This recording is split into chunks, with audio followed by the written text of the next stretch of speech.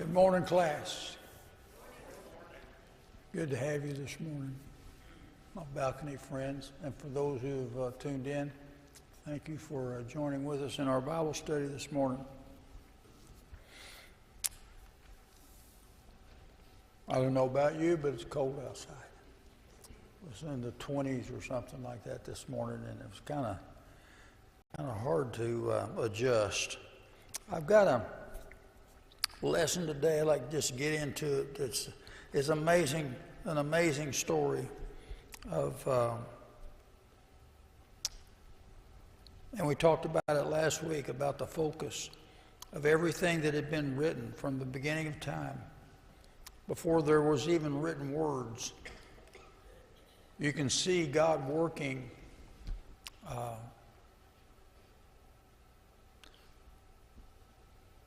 to be able to take his children, the people that he has created in his own image, and make sure that they could find a way back from their fallen state. When they disobeyed him, that separated them from him. And the question you have to ask yourself is, what does it take to bring them back into a relationship that is so pure and so perfect that they can harmonize with the infallible God? What do you have to do? They've separated themselves. Speaking of us, we've all fallen. We've all come short. Proverbially saying, we've all tasted the fruit that we were forbidden to taste. We're not perfect.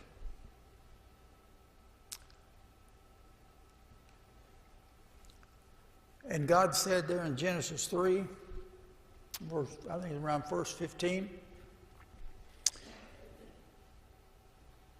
he says something very profound, and it's something like this.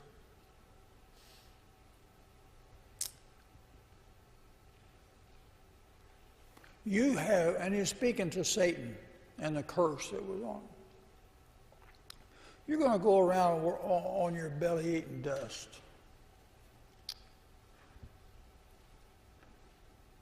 I will crush your head, and you'll bruise my heel.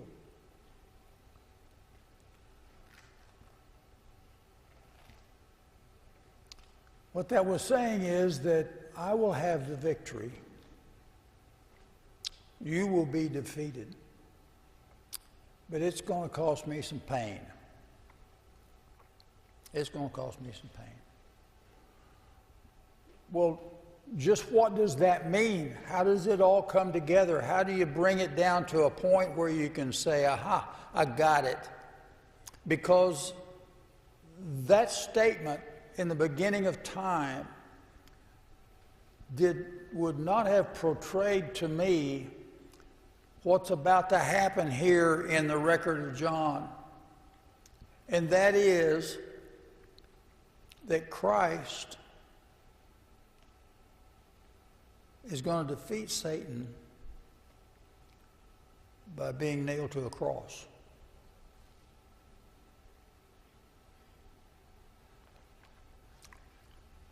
How much love does it take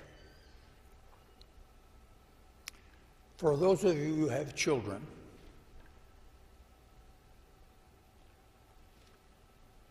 what would it take for you to sacrifice that child so that somebody else might live? How much love does it take to give your own child? You know, when you talk to a family that's got children, and you say something about their children that's negative, that's bad, you've cut the cord of friendship. You don't talk about another person's family that they love with all their heart, soul, and mind, and tell them that they're just no good. Your children are just no good. That does not come across well when I think about it. Here are Jewish people talking about a Jewish man who happened to be the Son of God, and they're defaming him with every word that they can possibly conjure up to diminish him, to ridicule him, to embarrass him. What do you think God's thinking in heaven?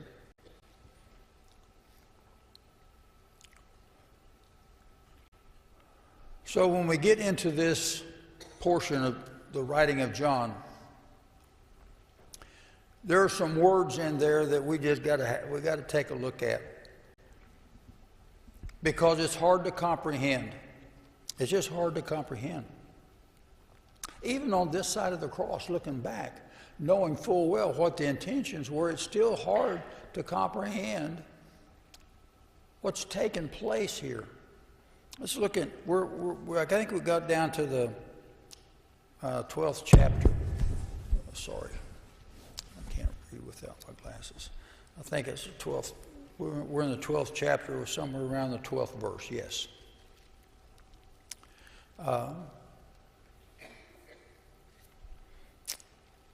Jesus said, we talked about the triumphal entry last Sunday, how that he came into Jerusalem, talking about being glorified, which is a word we'll look at this morning. Riding on some mules, fulfilling the prophecy from Zechariah 9:9, where it says he'll be coming riding in on a donkey, and 600 years later, here he comes, riding in on the donkey. How can you 600, I think it was about 600 years before, forecast that, and then you see it happen, and then you say, well, that's a really coincidence. Or is it really a way of God saying, this is my son, this is my son, these are my prophets, these are their words, I've given it to them. So Jesus rides into Jerusalem. On the next day, verse 12, this is in John 12, a large crowd who had come to the feast, when they heard that Jesus was coming to Jerusalem, and they took branches and palm trees, and they went out to meet him and began to shout, Hosanna, blessed he who comes in the name of the Lord, even the King, keyword, the King of Israel. Excuse me.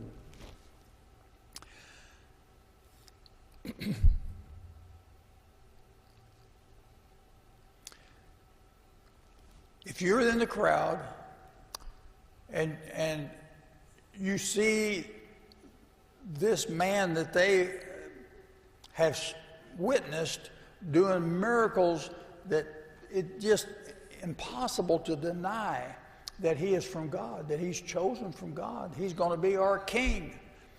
And in their mind, he was going to sit on a throne in Jerusalem and rule the world. And the Jewish nation would get rid of all of their conquerors, all of their enemies would vanish, and Jesus was going to be their king. It's been prophesied through the ages, and here he is, and he's riding in on this donkey, an humble man, but full of the power of God. He can heal the blind, he can heal the lame, he can take care of the sick. He is our king, riding in on a donkey.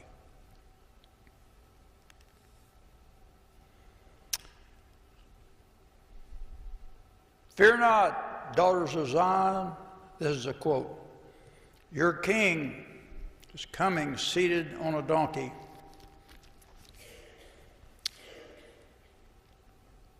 These things the disciples didn't understand at first, but when Jesus was glorified, they remembered the things were written of him, that they had done, and that they had done these things to him, and the people who were with him when he called Lazarus out of the tomb and raised him from the dead. continued to testify about him. And for this reason also the people went and met him, because they heard that he had performed such signs. And so the Pharisees said to one another, "Do you not see what's happening? The whole world is coming to him." This is happening right before their eyes. They couldn't understand it. What's going on? What's happening? We're losing control. And if the Romans hear about all this, and they're going to come in and see the ruckus, we're in big trouble. And their claim was that the Romans would not only take them out of their position, but they're going to just destroy the nation. That was their feeling. That's what they thought. That word glorified up there, we'll come back to that in a moment. There were some Greeks. Now, the Greeks, these happened to be coming from the north, up near the Sea of Galilee, where that whole area up in there was filled with the Hellenists, the Jewish people who had adopted the Greek language, but they were still followers of Christ, and so they were called Greeks. We think that's what these were, because they were coming to worship. Now there were some Greeks among those who were going up to worship at the feast. And they came to Philip, who was from Bethsaida. Bethsaida means house of fish. That location is right on the northern part of the Galilean Sea, up where the Greeks were. So it's a good connection that they talk about the Greeks coming, and that was the area that Philip was from, and where they possibly knew him. And that's why they would come to him. "We wish to see Jesus." And Philip came and told Andrew. Now, why didn't he just go to see Jesus? We don't know. He hadn't gotten Philip. And then the both of them went and they talked to Jesus. And Jesus answered them, saying, he didn't say, I don't want to talk to these Hellenists. I don't want to talk to these Greeks. He didn't say that. He begins to explain what it is that's on his mind. He says, "The hour has come for the Son of Man to be glorified." I want you to think about what's going on. He has come into Jerusalem, and all the people had come out, and he was glorified. He was being hailed King of the Jews. Hallelujah. Here he is. It's amazing. He's being glorified. That's not what this is talking about. He had already done that.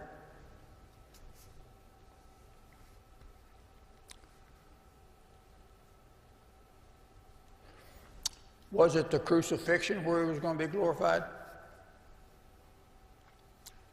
It doesn't fit the definition of glorification. I looked it up in the Greek, and I've looked it up in the American Standard. I've looked it up in everything I could find, and putting a man on a cross is not glorifying him.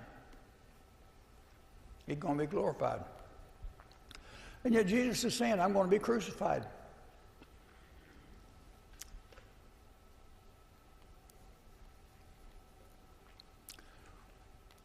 If I was there at that time, I would have been confused.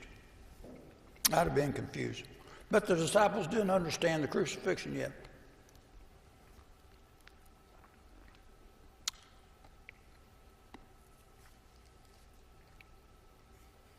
Jesus answered and said, verse 23, "The hour has come for the Son of Man to be glorified.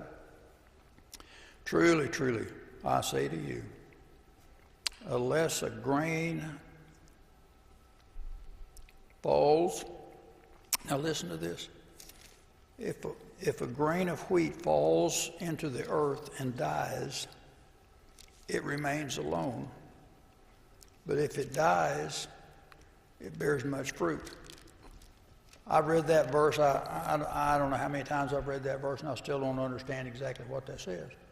I know what it means, but I don't know what it says. If a grain of wheat, some say corn, some kind of a grain, it's interpreted here wheat. If a grain of wheat falls to the ground and dies, it remains alone. But if it dies, it will bring forth a multitude of grain. Wait a minute. A grain falls to the earth and dies. I looked up the word dies. It's the same word. Same word here and the same word over here. Same word. If it fell a grain, it dies. It remains alone. But if it dies, it'll produce. What does that mean? I'll tell you what I think it means, and you tell me what you think it means. If you, first of all, I looked up the definition that some have applied to grain, and they asked the question: is it really alive ever? Was it ever alive? Does grain have life? And some say that it does not have life as we define it, does not have life. Then how then can it die? And so they say you can see here the error in John's writing. He misspoke. You read further, some say yes. If you define life as something that can reproduce, something that can take in energy, produce, then it has life. Now, with all the intelligence we have going for us in this age, with what they call it AI, artificial intelligence, supposed to be the wave of intelligence going to take over the world. With all this knowledge that we've got, you can break down the elements in a seed. You can tell what atoms, molecules, you can break it down into all the elements that are on the earth that we have found, and you can put the same ratio of all of those elements together and compress it, and you can make it look just like a seed. All the things that are in a grain of wheat, you can dissect it they've done it with chemicals and with microscopes, and you can put all those things together in the right proportions and put it all together, and you bury it. What do you think's going to happen? Nothing. Because what they call a germ of life is missing. I don't care how smart we've gotten, we haven't figured out that germ of life. Can't figure it out.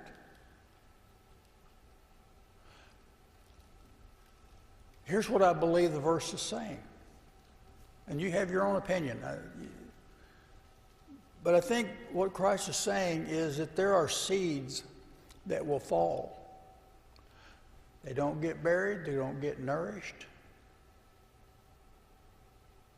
They don't get water. They don't get care. And they die alone. On the other hand, there are seeds that fall and they're taken care of. And they're buried and they reproduce. To me, the overriding message here is that a lot of people will die and they'll be alone. I'm going to die and I'm going to be buried. And with that resurrection, millions of people will find a path to God through Christ. Not through you or me, but through Christ is salvation found. That's what I think it's saying. I'm going to be crucified. That's the whole point of this whole end of John is the crucifixion, the death, the burial, and the resurrection of Jesus Christ. That's what it's all about. That's the focus. From Genesis, all the way through the prophets, all the way through the Psalms, all the way through the laws, all pointing to this moment.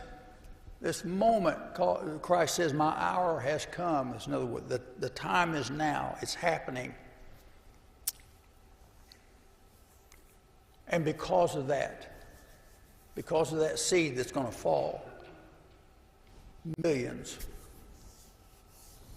will find salvation. And those are my thoughts. You can tell me your thoughts.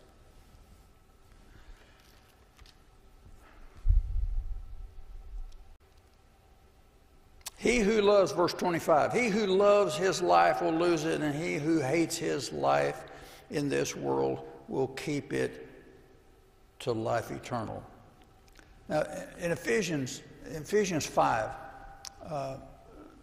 verse 29, it says that no man hates his own body. So what? Here Jesus says you need to hate yourself. If anyone, he who loves his life loses it, and he who hates his life in this world will keep it to life eternal. He who hates his life. And then the apostle Paul, he says, nobody ever hates himself. Well, is there a conflict here? Here's my opinion. My opinion is that you have to put yourself in a very subservient role to be pleasing to God. You have to have a mindset that you're going to serve the living God regardless of what it may take. And I can only imagine being an apostle of Jesus Christ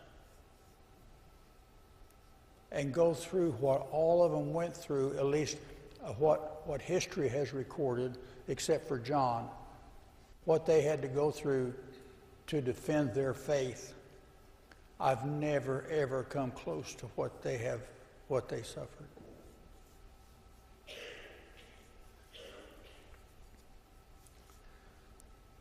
So to me, he's simply saying you got to love yourself less than you love God. You are subordinate. You are submissive. You are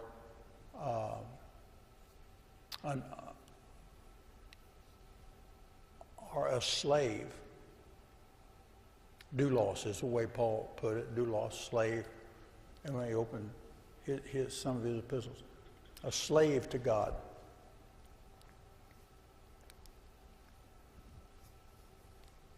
Did you ever think about the fact that the reason that you can live is because something else has died?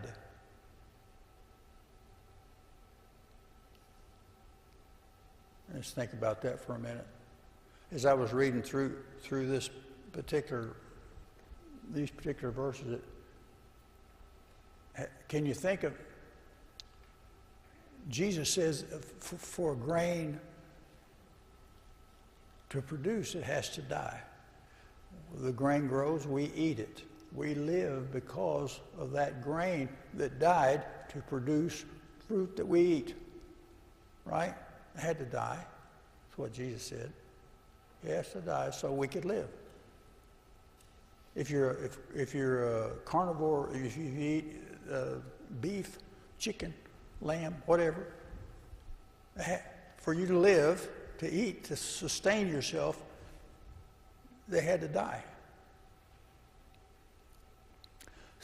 I can't think of a way you can live without something dying. That's true in the physical world, but it's true in the spiritual world. And I think that's exactly what's being portrayed here, is that in a spiritual sense, you cannot live without Christ, without his death, without his burial, and with his resurrection, where millions can find life. That's the way this verse, that's what it means to me. It may mean something else to you, but that's what it means to me.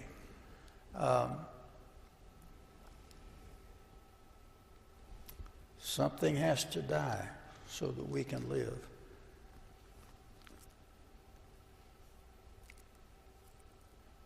Now we're in verse 27.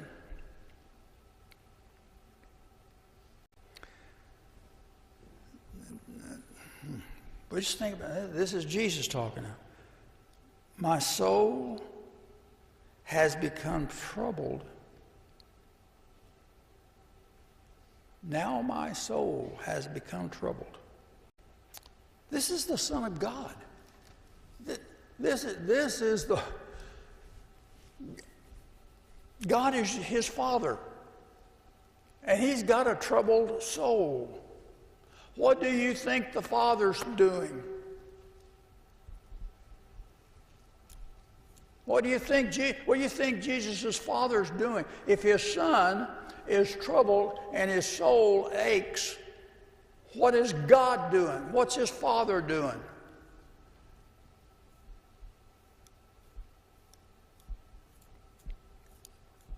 What would you do when you're... I'll tell you this story if I can. Tony and I were coming back to Murfreesboro, or from Murfreesboro to McMinnville, and we got a phone call. And it was our son. And he was crying. His wife had died.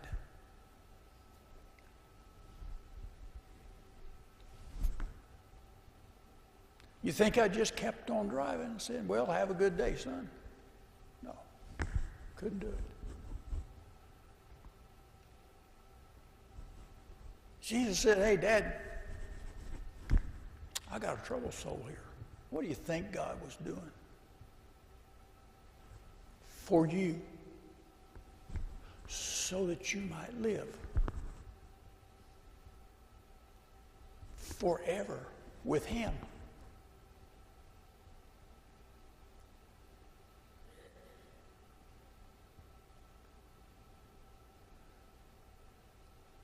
Now my soul has become troubled.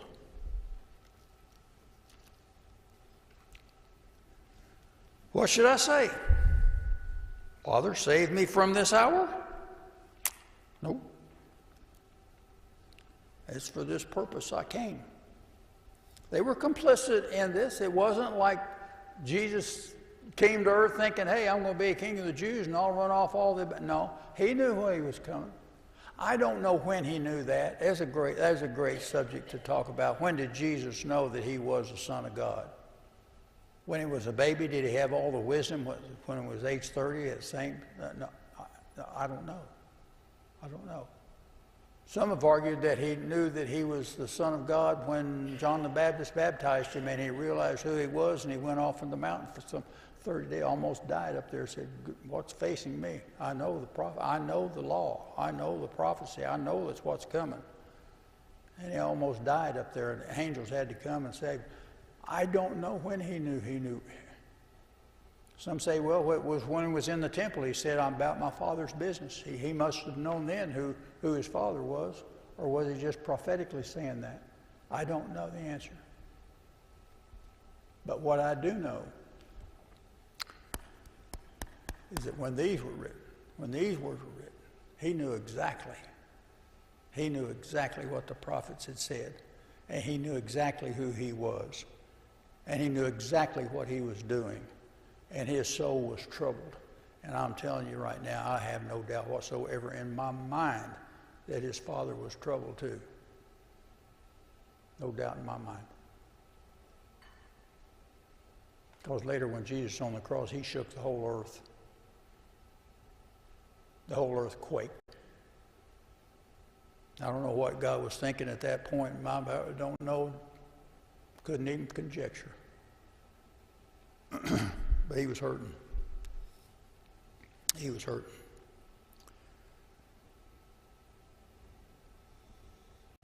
I came for this hour, Jesus says.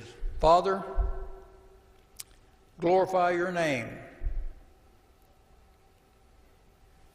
There's that word glory, glory, glory, glory. He's not talking about the cross. There's no glory in the cross.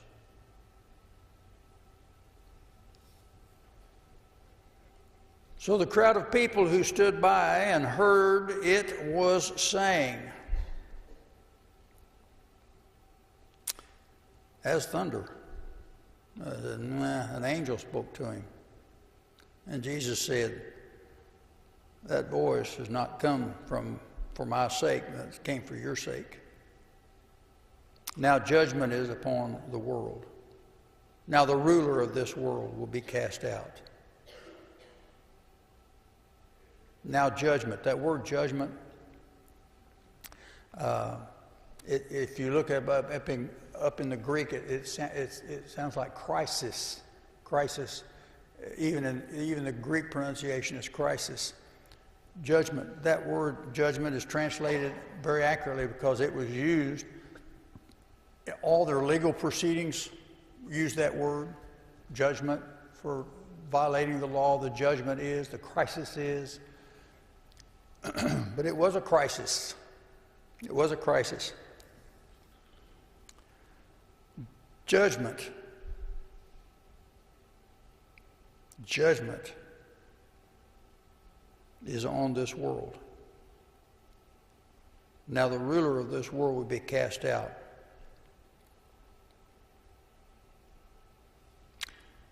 And I, if I'm lifted up from this earth, and that word lifted up, at that time, if you were in a conversation with somebody and say he's going to be lifted up, it means he's going to be crucified. That's how that's interpreted, being lifted up. It says, if I'm lifted up from the earth, will draw all men to me. And they knew exactly what he was saying. And he was saying this to indicate the kind of death by which he was to die. And the crowd answered and said, we have heard out of the law that the Christ is to remain forever. How can you say the Son of Man must be lifted up? Who is this Son of Man? They got that from Psalms 110, that verse that he'd live forever, the king would live forever. And it was commonly accepted that whoever this king was, when he does come, he'll never die. He'll just live on forever and ever. It's the work of God. So how is it that you can say you're going to be lifted up and there'll be glory in it, and yet you're going to live forever? It doesn't make any sense. It doesn't make any sense. It just doesn't make any sense. The Bible says the king's going to live forever. Here you are going to go on the cross. You claim that you're the Son. Nah, it doesn't make any sense. How do you figure that?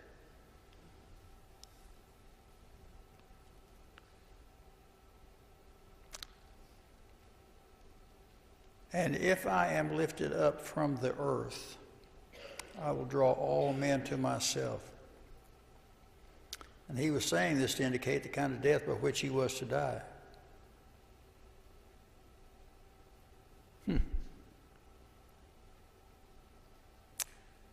Jesus said, for a little while longer, the light is among you. Remember how John started out this whole epistle. In the beginning was the Word was with God, the Word was God. All things were made by Him. Without Him, there wasn't anything made that was made. In Him was life, and the life was the light of men. Remember that? We started out with that. Here it is. Here it is. The light of the world. What is light? I'm going to talk about that. The Son of Man must be lifted up. For a little while longer, the light is among you.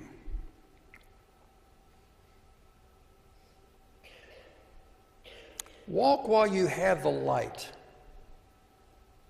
so that darkness will not overtake you. He who walks in darkness does not know where he goes. While you have the light, believe in the light, so that you may become sons of light. Light, light, light. What is it? Just like that grain that we talked about earlier, what is it? What is it that in it that makes it be able to reproduce? Where's that germ? What is light?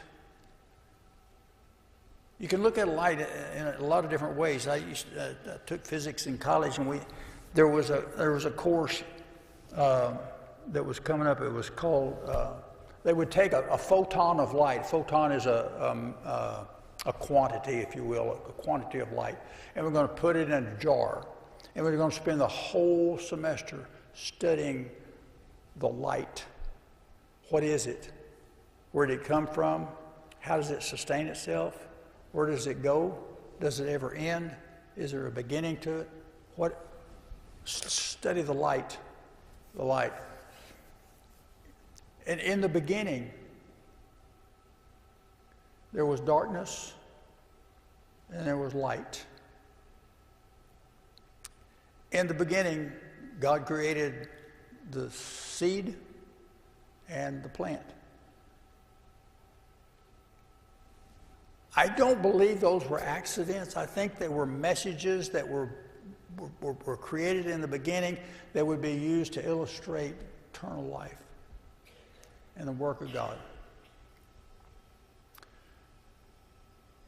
Light travels at 186,000 miles per second. Can't hardly get your head around it. You cannot see light. If you could see light, you wouldn't be able to see one another, because light's light, you couldn't see it. What it does, is that the bell? Good grief. Yeah. Light hits something, and whatever it hits absorbs everything except what that medium will reflect back. And when it reflects back, then you see that. You don't see the light. God somehow, and I know there's light. You know there's light because you're able to see what the effect of light is, but you can't see light. It's kind of like God. He's here, just like the light is here. He's everywhere, but you can't see him. You see the effects of it. And when you read the Word of God, you're seeing the effect of God reflecting in your mind of who He is, what He is, how He is. We cannot begin to explain it. Any more we can explain light. How do you generate light? You can't. You can make a fire, but you can't create light. Interesting concept. Jesus comes as the light of the world. He says, as long as you walk in the light, in other words, walk with me, you'll never be in darkness, because you will be enlightened as to where you're going and how you're going to get there. And that's what we'll talk about a little bit next Sunday morning, Lord willing. Thank you for your attention.